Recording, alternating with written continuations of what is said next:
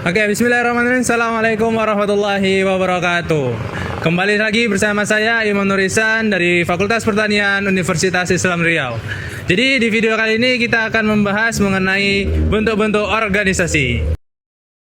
Baik, di sini saya akan menjelaskan mengenai bentuk-bentuk organisasi.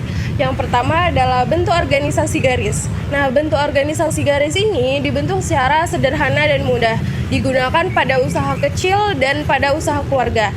Di mana bentuk organisasi garis ini perintahnya tersusun secara beraturan dari atasan hingga bawahan.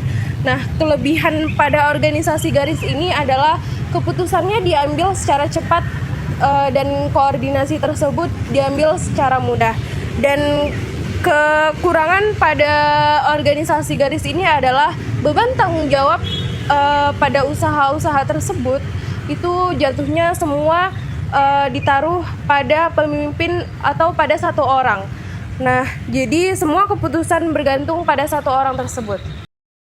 Yang kedua, organisasi fungsional, di mana organisasi ini biasanya dibagikan kepada masing-masing orang yang memiliki keahlian pada bidangnya. Contohnya seperti keuangan, pemasaran, produksi, dan manajemen sumber daya manusia.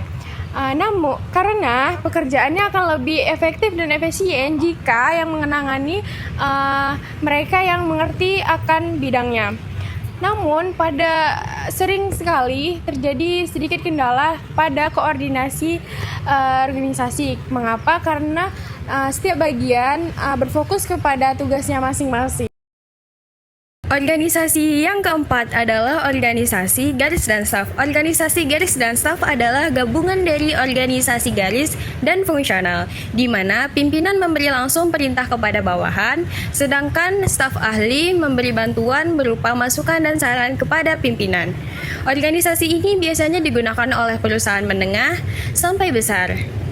Nah, kelebihan dari organisasi ini adalah keputusan yang diambil menjadi lebih baik karena dibantu oleh tenaga ahli, sedangkan kekurangannya adalah terkadang perbedaan pendapat antara pimpinan dan staf.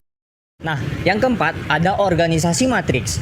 Biasanya, seorang anggota atau karyawan itu dapat memiliki dua atasan sekaligus. Yang pertama adalah atasan menurut fungsi kerjanya, dan yang kedua adalah atasan menurut proyek yang sedang ia jalani. Biasanya, organisasi matriks ini itu terdapat di perusahaan besar yang terbiasa menangani proyek-proyek yang besar.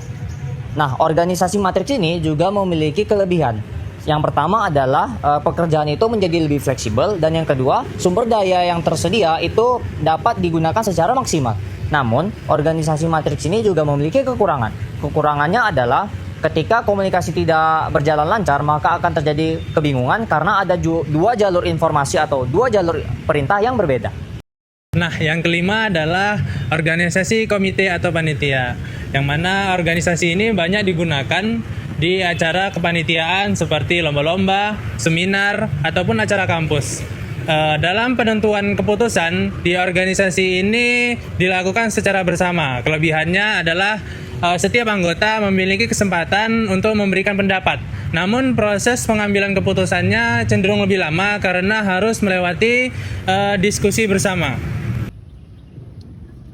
Nah, itu tadi adalah 5 bentuk-bentuk organisasi yang biasa digunakan, yang mana terdapat organisasi garis, organisasi fungsional, organisasi garis dan staf, dan organisasi matriks. Dan yang terakhir adalah organisasi komite atau panitia, yang mana setiap organisasi memiliki kekurangan dan kelebihannya. Sekian video dari kami, sampai jumpa di materi selanjutnya.